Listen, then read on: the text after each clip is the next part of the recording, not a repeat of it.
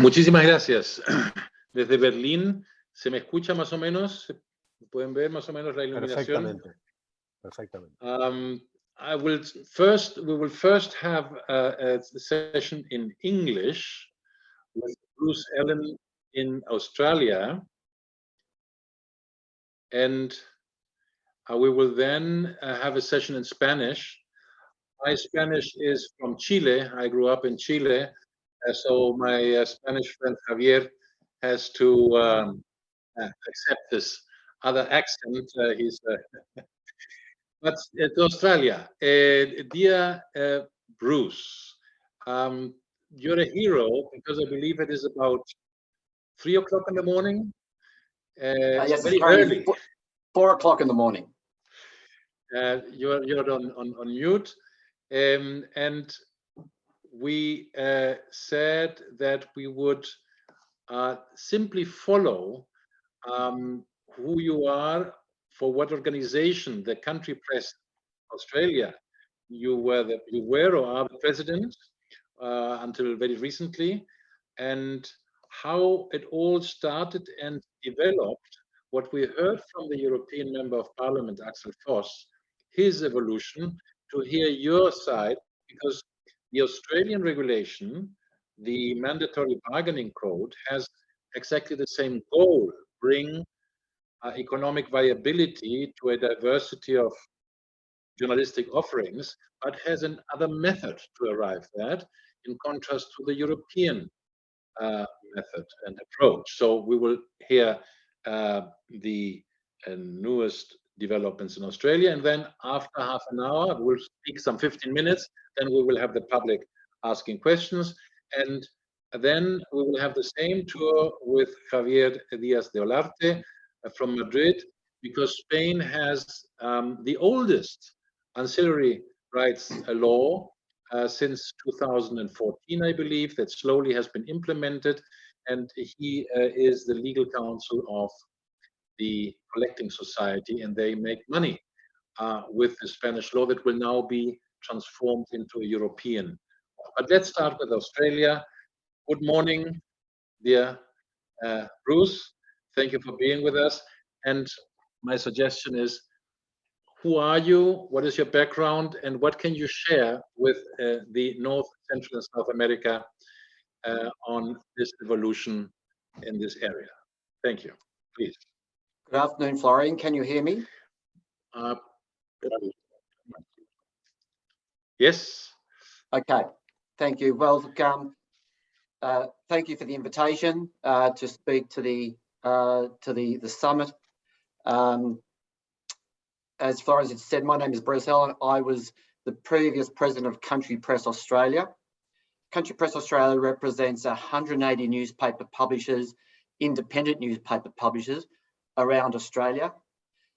We represent newspapers that are small in world terms, but as a collective, we have a powerful voice, and the people, the team who negotiated both the initial codes with the government, which we'll talk about later, we are all volunteers for our organisations. We all run our own publishing businesses, so we are pretty much hands-on because of the size of our businesses. So we understood very clearly the impacts of what was happening in the digital world, and particularly by Google and Facebook, to our businesses. So we came from a position of hands-on operators who could speak very passionately about the impact on our businesses and on public interest journalism in regional areas. I should say most of our members are based in regional Australia. We have obviously News Limited that dominates in the metropolitan markets, and another larger corporate that also has some presence in regional Australia. But our presence in regional Australia is larger than any other media business. And as I say, we are independents. Out of our 180 newspaper members, there would be 92 companies that owned those 180 newspapers. and some of them are obviously quite small. Bruce, the Australian experience is sometimes reported as being a deal among giants. The Murdoch Group is often mentioned, and the three other big players in Australia and the government. So the question mark was always, what about the regional ones? Will they be left out, discriminated, or are they successful part of the negotiation? How did it go? Okay, that's a great question.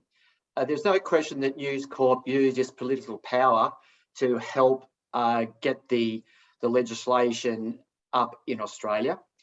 But from day one, we always asked the question about small media businesses, and we always made the point that we could not be at the same table negotiating with News Corp, nor could we have the same sort of outcomes as they did, simply because of the size of our businesses and the uniqueness of our audiences.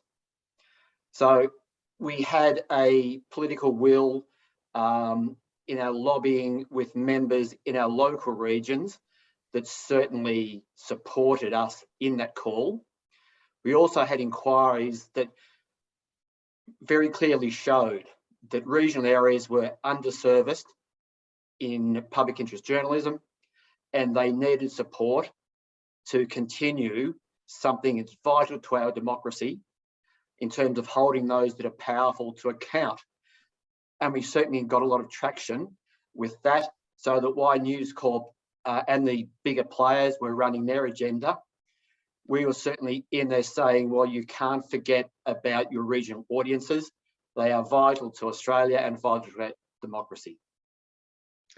And this was in the preparation of the law. And we recall in February this year, the dramatic days when there was a campaign by Google. I saw some video clips, and I believe as well Facebook, and the threat of cutting Australia off. And then Facebook did it. What did you experience in those days where your prime minister or your minister of finance, your treasurer, was on world television every day with the famous word, Facebook has unfriended Australia tonight? Weren't they heroes to us all? Our prime minister and our treasurer held the line admirably in the face of some of the businesses the world has ever seen. The Facebook ban was something that really shot them in the foot. First of all, as part of turning off news services on the Facebook pages, they also turned off some emergency service levels as well. So in addition to that, quite clearly, as soon as they turned off news, it was the opportunity for us to go again to government and to the ACCC, the ACCC being our consumer and competition body, to say, here's the prime example of why we need a mandatory code to ensure that our democracy is not put at risk by these sort of actions by businesses that are driven by a profit motive, which is quite their right to do. However, for them to take action such as turning off news to the Australian audience was simply something that the government simply couldn't tolerate, and it's something that we targeted on every discussion we had post that event happening. The other thing that was interesting that did happen was Microsoft. You may have seen this as well. They came in and said to the government, well, if Facebook turn you off, we're quite happy to turn you on and sign on to the mandatory code. This was in the world news those days. The writing of President Smith, I believe is his name, of Microsoft, describing this problem and seeing for the first time a kind of split among the mega platforms on this point. You have been negotiating now this for the regional press, Australia Country Press. Is there a view on the difference between the revenues with regulation versus the revenues without regulation?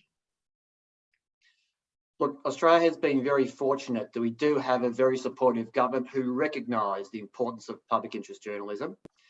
And we also had a real champion in the ACCC and its chairman, Rod Sims. Initially, the code came out of a digital platforms inquiry, which had 23 recommendations and is an extensive volume of work. The Country Press Australia and many other media business contributed to. And it's a wide-ranging view, but one of those views was, and one of those recommendations was, that there needs to be assistance for news media businesses to negotiate a fair outcome for the use of content, and part of that required government intervention. Now, initially, that intervention was initially designed to be a voluntary code. Unfortunately, the voluntary code largely got very, very little out of it in the short term, and the government, the ACCC, quickly decided that we needed to flip to a mandatory code. And the mandatory code, a lot of work was put into it, and it was legislated in the end. And it's the mandatory code legislation that we largely operated on, and certainly that the digital platforms took quite some exception to. In the end, as the legislation was being passed through our House of Parliament, there was a change that was negotiated between the digital platforms and the government that allowed the platforms to negotiate with news media businesses outside the mandatory code legislation. The mandatory code legislation had some quite specific, and to the platform's points of view, very onerous regulations within it that they were very keen on trying to avoid. So when they went to the government agreed, and I guess our ACCC also agreed, that it was worthwhile offering the opportunity for the platforms to negotiate outside the code on commercial terms with news and media businesses. So news media businesses across Australia, with the encouragement of the ACCC, did take up that offer to negotiate with the platforms outside the mandatory code. But the proviso was that if suitable agreements were not reached between the platforms and the news media businesses, the Treasurer could designate that platform who did not make agreements or appropriate agreements with news and media businesses and bring them back and put them into the mandatory code legislation. So that was quite a significant stick to encourage the digital platforms to come to the table and negotiate sensibly so that we could achieve an outcome that otherwise, on a basis of someone like the size of Country Press Australia negotiating with the platforms, I don't believe we would have got anywhere near where we are without that mandatory code legislation, even though it was negotiating outside the code. Thank you. So this is an important thing. You would recommend get a regulation, because the difference is considerable, as you said. Now, in the Australian model, it very much depends, as you said, on one member of government, on one person at the end that can take a decision to designate or not to designate. There's no natural right to it. It depends on this political decision. What does it mean? Is this a strength? Is this a weakness? How do you evaluate this? Yeah, it's certainly a double-edged sword, Florian. I guess if we take the view that the government has been very supportive of this this whole build up to the legislation, we believe there's probably enough political will, and in this case with our current treasurer, to ensure that if proper due diligence and proper recompense is not offered to publishers, we believe that politically they will, and sensibly, they will choose to designate a platform or designate the platforms. And I think that is been borne out in discussions that we have with the government and the treasurer. So I guess you could argue that a political persuasion may change, but we believe that both sides of politics in Australia will be very supportive of designating a platform if they thought it was necessary. Thank you. Question to Ricardo, if there are questions from the public or the speakers. Ricardo, can you hear me? Our moderator is not. Sí, estoy presente, disculpa. No, that doesn't matter. Ricardo, are there questions from the public, or should I shoot the next one? No, yo creo que conviene seguir con Javier y después vamos tomando las preguntas del público, que ya hay algunas. Así que no te hagas problema. Puedes seguir con Javier. So this was the thank you. This was then the Australian youth. Bruce, can you still be with us, although it is so midnight in the night? So we have the Spanish experience, and then we can have both questions coming to both of you. Would this be okay with you, or are you rushing to bed? No, I'm interested to hear the discussion. Unfortunately, my Spanish is very poor, so you'll have to paraphrase for me, Florian. Good. Now, there is an automatic translation you can click on, because we will switch to Spanish now. You will have Spanish from the mother country, and you will have Spanish from the colonia. And bien, cambiamos a Madrid. Javier.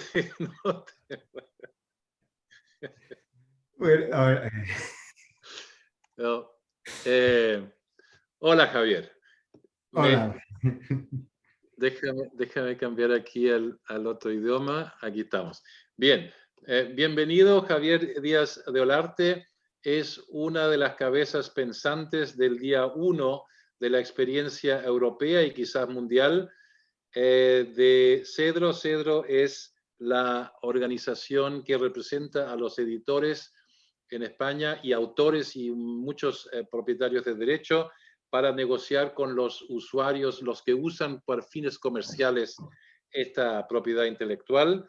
Y Cedro juega un papel central en la aplicación de la ley propiedad intelectual de derechos adjuntos, que está vigente en España, creo que desde el 2014 es más o menos la fecha, y que fue la primera. La directiva europea se basa en la experiencia española, y por eso, después de que escuchamos al eurodiputado, escuchamos la variante australiana, basado en este tipo de preguntas para estructurar y compartirlo con la audiencia en Norte y Suramérica, y Central y Sudamérica.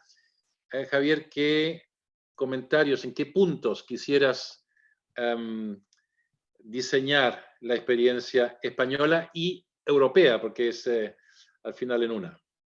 Bueno, pues antes de nada, buenas tardes desde Madrid, buenos días allá y buenas madrugadas en Australia. Después, por supuesto, los imprescindibles pero muy sentidos agradecimientos, en primer lugar a la SIP, en segundo lugar a las personas que se han decidido a conectarse y que se han quedado a escuchar este panel, en tercer lugar A los intérpretes, yo habitualmente hablo muy rápido. En alguna ocasión los intérpretes me han regañado por mi velocidad. Les prometo que voy a hacer los mayores esfuerzos para hablar de una manera lenta y, por supuesto, muchísimas gracias a ti, Florian, por haber invitado a Cedro a participar en este panel. Y después, que no hay nada que perdonar por mi parte por los acentos. Vamos a ver, en 2021 los hispanohablantes europeos somos una parte muy pequeña de la comunidad mundial de hispanohablantes. Y todavía más, los que en mi caso soy vasco y pronuncio el castellano, el español, con esta C y esta Z, pues todavía somos una minoría más reducida. O sea que en cualquier caso sí que, y esto lo hago siempre cuando hablo para América, sí que les pido perdón, les pido disculpas de manera anticipada si utilizo de alguna manera inconveniente alguna palabra polisémica que tiene distinto sentido en España y en Europa. Dicho lo cual, nuestra experiencia viene marcada por, y yo creo que ha salido en este panel ya señalado y en paneles anteriores, por la necesidad de que los editores de prensa actúen de manera conjunta para intentar poner en valor su derecho frente a estas plataformas tecnológicas. Vamos a ver, la situación es que los editores se dan cuenta de que hay terceros que están utilizando sus contenidos y están haciendo negocio con ellos sin que los editores tengan participación alguna.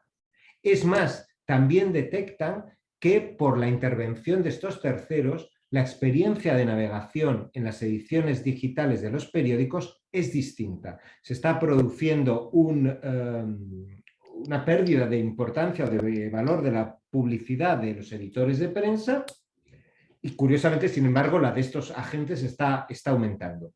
Y si empezamos por la prehistoria reciente, porque efectivamente la ley es de 2014 y entró en vigor en España en 2015, antes de esta ley los editores, lógicamente, intentaron ponerse en contacto con estas plataformas y negociar con ellas formas que fueran beneficiosas para ambas partes, porque en paneles anteriores se ha marcado también la necesidad de adaptarse a los nuevos medios y a las nuevas circunstancias.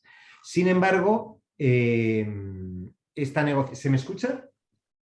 Sí. Vale. Es que en un determinado momento se ha quedado colgada la imagen, disculpen. Fue necesario, se intentó hablar con estas plataformas no pusieron mayor interés en negociar con los editores de prensa y se buscó una modificación legislativa que amparara el derecho de los editores.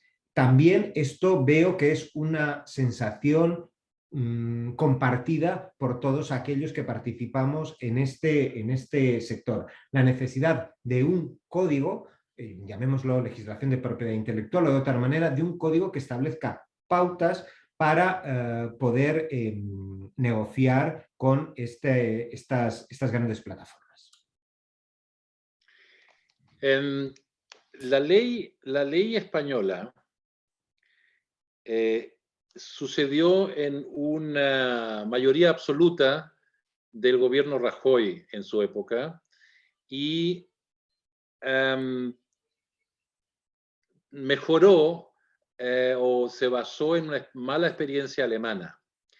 El primer intento alemán, que fue un poco anterior, es un fracaso total, pero fue la primera, en fin. Entonces la ley española tuvo dos, y tiene aún, porque aún está vigente, dos elementos que le dieron dientes que les permiten a negociar en esa disparidad de poder de negociación.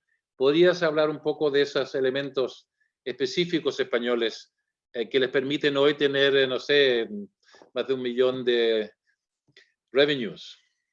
Bueno, la ley española efectivamente es muy distinta de la ley alemana, que fue un año anterior en el tiempo.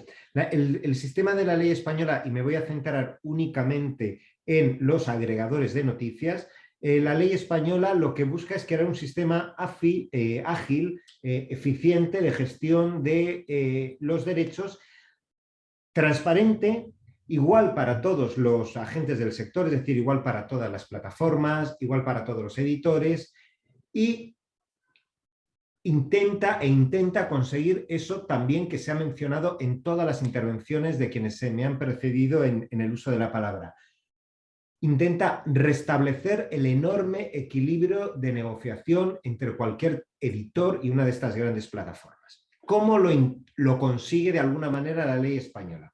Pues la ley española lo consigue, primero, parte del reconocimiento del derecho del editor a autorizar o prohibir esos usos de sus obras, de sus publicaciones. Y reconocido ese derecho, lo que establece es un límite o una excepción a ese derecho exclusivo del editor, de tal manera que estos agregadores de noticias podrán utilizar fragmentos no significativos de texto de las publicaciones de los editores sin solicitarles autorización, de cualquier publicación. Ahora, esto no, digamos que no sale gratis. A cambio de esta autorización para utilizar ese fragmento no significativo, estos agregadores de noticias tienen que abonar una compensación a los editores de prensa. Pero ¿cómo deben abonar esa compensación? No permite la ley española, en este caso, una negociación individual entre la plataforma y cada uno de los decenas o cientos de editores afectados, sino que necesariamente esa negociación tiene que efectuarse a través de la entidad de gestión colectiva de derechos, FEDERO en este caso, que representa a todos los editores de prensa, sean miembros o no de la organización. De esta manera y con este sistema, yo creo que se consigue los objetivos, primero, de intentar restablecer de alguna manera el equilibrio de negociación. Ni siquiera el grupo editorial mayor del mundo de Europa que ya se ha nombrado, puede sentarse en igualdad de condiciones con uno de estos gigantes cuyo volumen de negocio supera al PIB de España, por ejemplo. Eso es impensable. Primer objetivo que se consigue, y después temas, también se ha mencionado antes, determinadas cuestiones de competencia, de problemas con las normas de competencia que pueden surgir en la gestión de estos temas, la transparencia, la igualdad de trato entre todos los agentes del sector, yo creo que disminuye de manera importante el riesgo de incurrir en este tipo de problemas jurídicos. Déjame resumirlo en mis palabras de agrónomo. Es lo que hasta el día de hoy se discute y se valora mucho en la experiencia, en la muy inteligente variante española, y ahora con varios años de experiencia. Primero, de que fue un artículo, no sé, 10 líneas que se cambió de toda la ley, o sea, no fue un gran cambio de 100 páginas de algo, se cambió o se añadió algo, y dice, y por favor corrígeme, primero, todos pueden usar para fines comerciales todo. Al mismo tiempo, todos pagan. Tercero, no pueden renunciar a su derecho los editores, algo que a mi entender se basa en la experiencia alemana, en la cual los editores fueron chantajeados con la presión: o me lo dan gratis, a pesar de que tienen un derecho, o los echamos de la plataforma.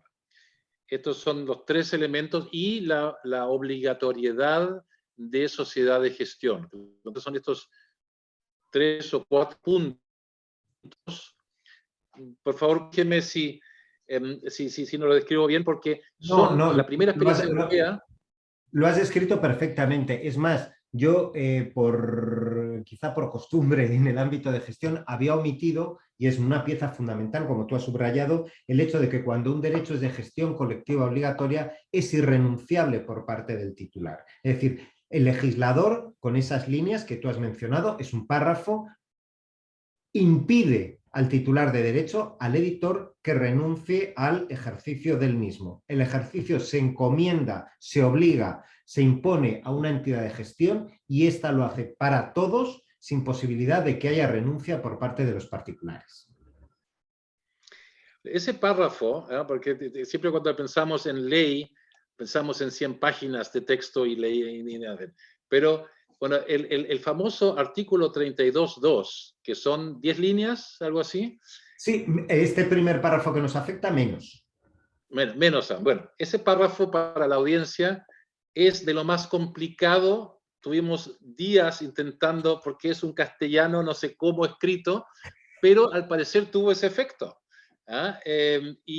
Con esos elementos. Y me recuerdo que desde Berlín se analizaba, porque la idea de la irrenunciabilidad, teníamos dificultad de entender, de encontrar la palabra en otros idiomas para esto. Pero, al parecer, lo que se inventó en Madrid en esos días tenía ya elementos australianos, visto desde hoy día, ¿no es cierto? Porque esos puntos de obligación o de limitar o de ayudar a tener un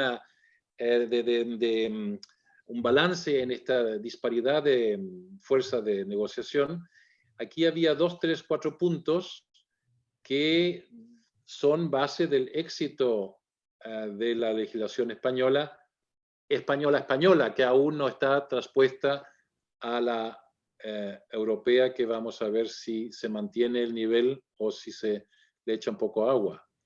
¿Podrías comentar algo de esto? Sí, a ver, la irrenunciabilidad, primero, en derechos de propiedad intelectual no es absolutamente extraña. Existen otra serie de derechos en los que aparece la irrenunciabilidad del mismo. Por otra parte, tanto en el área del derecho de propiedad intelectual como en otras ramas del derecho, al menos yo obviamente hablo desde el conocimiento de la ley española, cuando un derecho se considera irrenunciable es, en buena medida, porque se considera o se supone que aquel de quien se declara la irrenunciabilidad del derecho se encuentra en una situación de debilidad o de desigualdad de condiciones tan importante que ante cualquier presión podría tener o podría verse obligado a renunciar al ejercicio de ese derecho. Por ejemplo, al menos en España, repito, y si en algún país no es así, por favor me perdonan,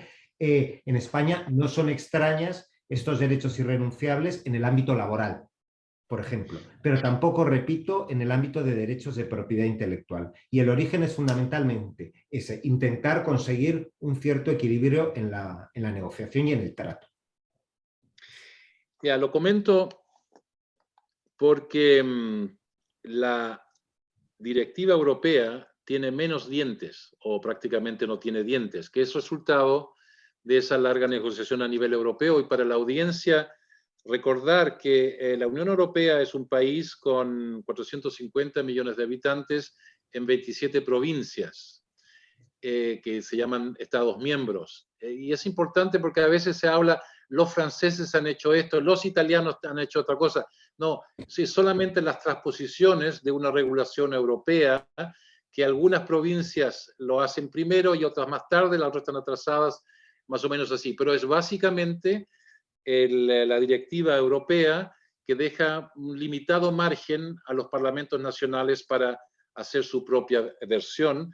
Y en la Unión Europea, de las 27 provincias, solo 5 han pasado por el Parlamento esta regulación, y quedan 22 aún por hacerlo, y después viene la implementación en concreto. Y en todos estos campos, la experiencia española ya es muy sólida, porque tienen ya ese trayecto y experiencia. Ahora cuéntanos un poco cómo, habiendo esa ley, cómo es en la práctica, cuál ha sido la trayectoria, las medidas para que al final haya dinero para los editores. Bueno, pues la situación fue la siguiente. La ley, como tú has comentado, se aprueba en 2014 y entra en vigor el 1 de enero de 2015. Pues bien, en el mes de diciembre de 2015, en primer lugar, el primer agente del sector de la agregación de contenidos, que era Google, decide que, así lo expresaba de manera clara en una nota que publicó al respecto, no estaba dispuesto a abonar cantidad alguna con base en derechos de autor. No era tanto un problema de dinero si pensamos en las cantidades que se habían abonado en Francia en aquel famoso acuerdo delante del presidente Hollande en el patio del Elíseo. No era en absoluto un problema de dinero, sino era un problema de no querer pagar cantidad alguna con base en el derecho. Google News abandona España y, sin embargo, otros agregadores infinitamente más pequeños, obviamente, esperan a que se apruebe la correspondiente tarifa. Hubo para ello que esperar a una norma de desarrollo de la ley, y una vez que está claro cuánto deben abonar los agregadores por esta actividad, pues se han ido firmando una serie de contratos. En el ínterin, Google ha vuelto a ofrecer el servicio de agregación de noticias en España, no a través de Google News, sino a través de nuevas formas como es Google Discover. Nos hemos puesto en contacto y hemos tenido periodo de negociación con ellos importante, pero no ha sido posible llegar a un acuerdo. Incluso se negaron a suministrarnos, alegando que les resultaba imposible, los datos relativos al uso que efectuaban de medios, y ello nos obligó a presentar una demanda, una reclamación judicial, que está apoyada, curiosamente, en la información que algunos editores nos han dado del uso de sus publicaciones y que han extraído de las propias herramientas que Google les ofrece a ellos. O sea que ahí hay una cierta contradicción. El procedimiento sigue su trámite, y del mismo modo, también intentando regularizar el sector, pues hemos presentado una denuncia ante las autoridades de competencia. Por otra parte, lo mismo que ha ocurrido en países como Francia, Alemania, o que también ha levantado está utilizando esta guía en las propias autoridades europeas. En todo caso, es un mercado que se ha desarrollado poco y muy lentamente, porque evidentemente cuando falta el principal agente del sector, el que es prácticamente monopolista, pues evidentemente cuesta arrancar. Pero sí que yo creo que las ventajas de un sistema de gestión colectiva obligatoria de tranquilidad para todas las partes han quedado evidentes. Muchas gracias, Ricardo. Preguntas del público. Sí, yo te diría Australia and Madrid. Una para Bruce o Javier. En tema de derechos de autor y en esta discusión que tenemos, estamos viendo el tema en un partido de fútbol entre plataformas y medios. La pregunta es, en la legislación de Australia o el acuerdo de Australia y en la legislación española, ¿cómo es el tema del derecho de propiedad, del derecho intelectual de los periodistas, más allá de los medios? Ya que en muchos países, y no sé cómo es en la legislación de ustedes, los periodistas solemos transferir nuestro derecho de propiedad cuando firmamos un contrato laboral con los medios de comunicación. ¿Cómo es ese tema en ambos países? Empiezo yo, Australia. Let's say Australia. Thank you, Florian. So our publishers retain the intellectual copyrights. However, in our agreements, there is a right for the platforms to use our content, quite obviously. But our agreements have, and our legislation was not specifically focused around copyright, because we observed that had some issues with the platforms in getting agreements overseas. So our agreements and our legislation basically were based around consumer and competition laws, as I say, driven by our competition regulator. But yet we retain intellectual copyright, but with the agreement that the platforms can obviously use it.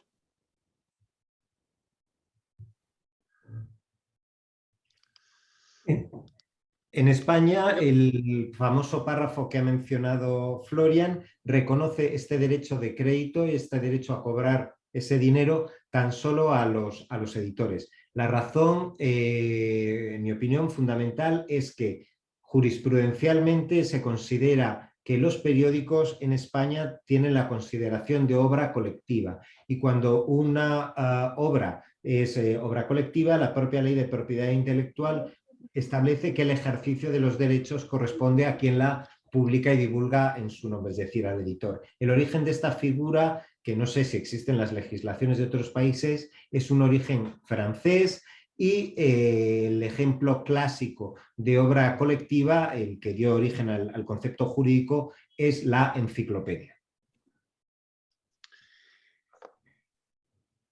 Ricardo, yo tengo otra pregunta, ¿o tienes tú? No, acá hay una en el chat, no sé si la has visto, de Juan Checa Fortes. Si quieres la puedo leer, por favor, léela, ¿sí? Ok, Léela tú. creo que es una pregunta directamente, obviamente, a España por el artículo 32.2. Javier, que habla que está a punto de derogarse, dice: en España los medios de comunicación están negociando directamente con Google y Facebook, y estas empresas están firmando contratos directos con los medios. Contratos que entran en vigor una vez que se derogue el artículo 32.2. Bueno, un comentario. Sí, al respecto, pues parece que el señor Checa pues tiene mayor conocimiento que yo, porque una de las cuestiones que siempre caracterizan a las relaciones con Google es que no son transparentes, es decir, no sabemos qué se ha firmado en Francia en estos 2 últimos años, no sabemos cómo se zanjó el asunto de Copypress en Bélgica hace unos años, hace todavía más años. Entonces, si yo personalmente sé si se está firmando o no firmando y el contenido de los contratos, pues no, yo no he visto ningún contrato y no he podido tener acceso al mismo, por lo tanto, si se están firmando o no, no lo sé, y el contenido de los mismos, pues sé, obviamente la respuesta se deduce de la anterior. En cuanto a si el artículo 32.2 va a derogarse o no, pues tampoco lo sé. España no ha iniciado todavía el proceso de transposición de la directiva. También es público que lo va a efectuar el gobierno a través de un procedimiento de urgencia, que es el Real Decreto Ley, y habrá que esperar al que se publique en el Boletín Oficial del Estado ese Real Decreto Ley para saber cómo queda finalmente la legislación española. Una pregunta respecto, question to Bruce and question to Javier, but first, Bruce, please. Could you say something about the editor, the journalists? How did they, the editorial rooms, follow this process? Whether skeptic and then supportive or neutral? And what kind of conversation did publishers and politicians have with this sector? Are you talking in editorial content in our newspapers or the individual journalists personally? I mean the understanding. How did publishers achieve the understanding, publishers and politicians, the understanding of journalists? In what I have observed, in many cases, in the early phases, was a mistrust, a skepticism, and lack of knowledge about the mechanisms. And now, with the European law, at least, where an adequate share should be for the journalists, we still observe that the journalist unions in the European Union and the various countries are not really active. Publishers have continuously need to remind them, hey, there is some money for you. Why don't you get organized about this? Be it with the collecting society or something. So question, how did this waking up happen in Australia? Okay, so I think it was previously mentioned that the journalists don't hold the publishing rights to their content they produce in Australia. It's largely held by the publisher. So in Australia, there is no direct benefit from our recompense we receive from Google and Facebook. Goes directly to our journalists. It does go to publishers. But of course, what it does do, the recompense we do get and the support we receive does allow us to employ additional journalists and in courts sustain our current levels of public interest journalism in our communities as well. Our initial contact with the Journalists Union Australia was a little bit at odds in terms of what they said publicly. However, we had a meeting with them and they then came to understand our point of view and continued on with a similar strategy in terms of their discussions as to what Country Press Australia was doing. That did take a few discussions with them, but in the end, we're on the same page, as it were. Thank you, Javier. ¿Cómo describirías la actitud, el despertar de periodistas y asociaciones o sindicatos de periodistas? Sí, en España es mucho más activo del que ha descrito Bruce, probablemente por dos motivos. Primero, porque el concepto de obra colectiva no es la calificación jurisprudencial, es con carácter general, y sobre todo por la inclusión del último párrafo del artículo 15 de la directiva del 2019, en el que establece que los periodistas o que los autores tienen derecho a una parte adecuada de lo que los editores perciban por este concreto derecho.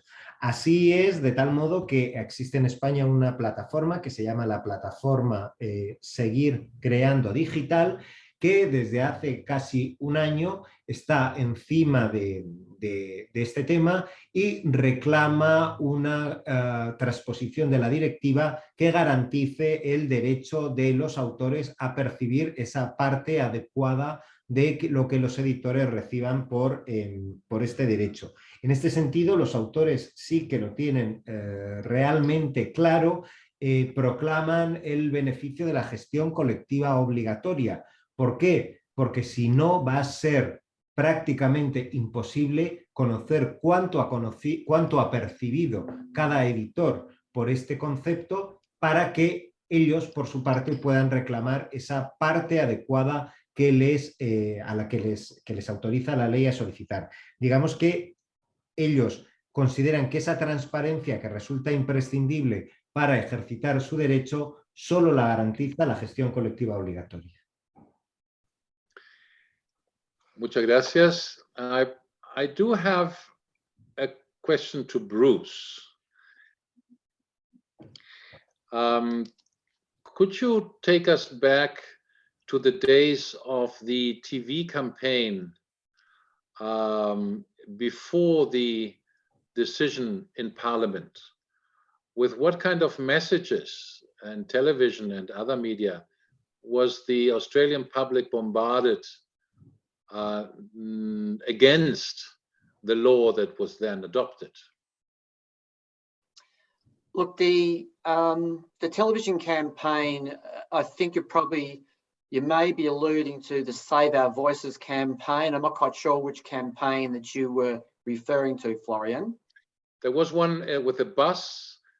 There was a famous actor in Australia that was now the visible person for these, and there were, I recall some clips, one in a bus, one in a restaurant, and things like that, by the mega platforms saying there is no need for such regulation. So there was apparently a big media investment to avoid. Could you remind us how was it and what dimension did it have and what effect? Look, I think in all honesty, to the general public, I think a lot of that largely washed over their heads, in all honesty. It raised some questions. It never presented any issues to us with our readership in our communities. A lot of the impact in negotiations around what happened occurred through political engagement and obviously engagement with the platforms as well. And I'm not convinced that there was much impact or understanding within the general public about what was going on. we certainly were very active in our own publications, informing our readers about what was going on. Certainly when Google and when Facebook pulled their news, we're certainly very much all over that throughout all our publications, with press releases about what it meant for potential freedom of media, and why the mandatory code was so important. So I think that probably had a bigger impact and raised, and this is the other thing with Facebook pulling off the news, it really had a light bulb on moment that, okay, this is happening. So that really highlighted to the public what could potentially occur. And I think that had a much bigger impact to the detriment of the platforms than what the television campaigns actually did. And the media obviously highlighted the impact and the implications and the underlying meaning of them taking news off at a whim, as it were. Thank you. Javier, last comment. Último comentario. Pues no, simplemente que a la vista de la experiencia, yo la he seguido bastante cerca, la experiencia europea sobre todo, de pues ya entre unas cosas y otras, con el antecedente belga, casi 10 años, yo creo que este tema tiene 3 pilares fundamentales para que pueda ser resuelto en beneficio de todos los implicados, que son, primero, conseguir mecanismos en los que la negociación se efectúe en situación de igualdad o lo más cercana a la igualdad, teniendo en cuenta la enorme diferencia de fuerza entre las partes negociadoras, y en segundo lugar la necesidad de transparencia absoluta, para que todos los agentes, todos los actores implicados sepan de qué estamos hablando y se encuentren tranquilos con el desarrollo del sistema. Y la tercera pata de la silla sería que todos se consideren igualmente tratados y que no haya situaciones de discriminación entre grandes, pequeños, etc. Thank you so much. Bruce, last comment from your side.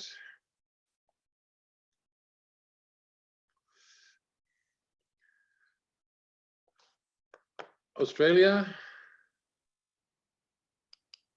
Okay, look, perhaps if I can go back to perhaps 2017, when the ACCC was directed to consider the impact of online search engines, social media and digital content aggregators and their impact on various things, including news and journalism.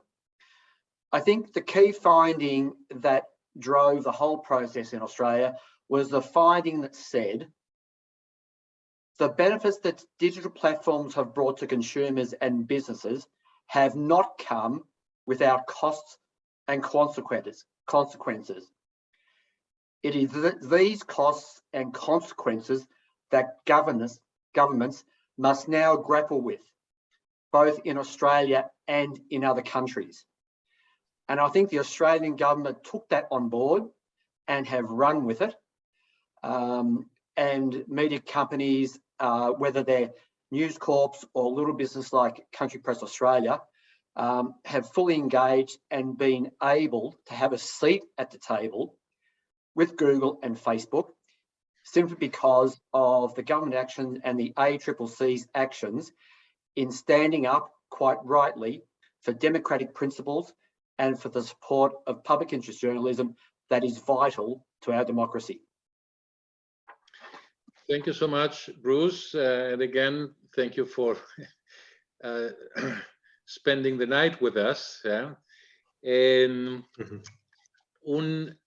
Muchas gracias a Javier y a Bruce. Un último comentario de mi parte. Para quien tenga interés en conseguir más información y más detalle, hay fuentes que vale la pena contactar en los países, que es la Embajada de Australia, que quizás en el primer momento no van a saber responder, pero si se les da un poco de tiempo diciendo queremos tener buenos contactos y que nos expliquen bien cómo funciona esa ley en Australia, lo van a hacer, esa es mi experiencia, y lo mismo con las embajadas de la Unión Europea. Saben que en cada país hay una embajada de la Unión Europea misma que representa a los 27 países y ahora se me ha ido el screen. ¿Ahora tienes? Ahí estamos, ahí estamos. Entonces, esos son dos fuentes que se recomiendan para tener información fidedigna y oficial de ambos modelos a disposición en vuestros respectivos países. Muchísimas gracias, Bruce. Muchísimas gracias, Javier. Muchísimas gracias, Ricardo.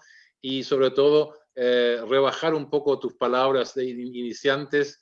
Es un placer trabajar contigo, con ustedes, con toda la organización, porque al final este mundo es muy pequeño y tenemos todos exactamente los mismos desafíos y solo compartir estas experiencias y aprender de las vuestras.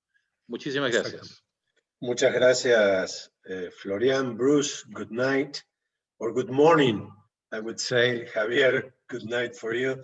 Muchas gracias por su participación y yo les quería recordar que justamente con la CIP estamos liderando un movimiento, un grupo de trabajo con organizaciones como la UAN, como la AIR, la Asociación Internacional de Radiodifusión, la OTI, la Iberoamericana de Televisión, y también con 18 otras organizaciones nacionales como la ANJ de Brasil, la ADEPA de Argentina, la ANP de Chile, AEDEP de Ecuador, la AMI de Colombia, veo que está Werner con nosotros también entre los asistentes, la Asociación de Honduras, etcétera, y tantas otras asociaciones que estamos también, para no olvidarme, la News Media de Canadá y la News Media Alliance de Estados Unidos, que estamos trabajando por este objetivo común de todos los medios y en favor de los medios, de los derechos que tienen los medios,